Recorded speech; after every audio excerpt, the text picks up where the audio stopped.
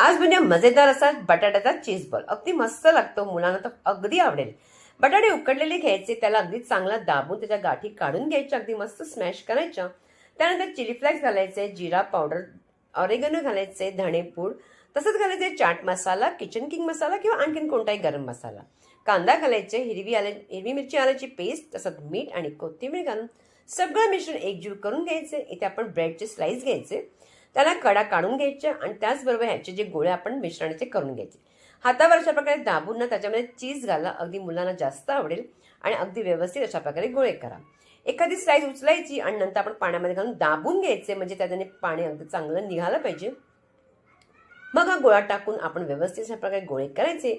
गरम गरम तेलामध्ये मस्त तळून घ्यायचे. ते आरामशीर तळा, काही होत नाही, तुटणार सुद्धा नाही.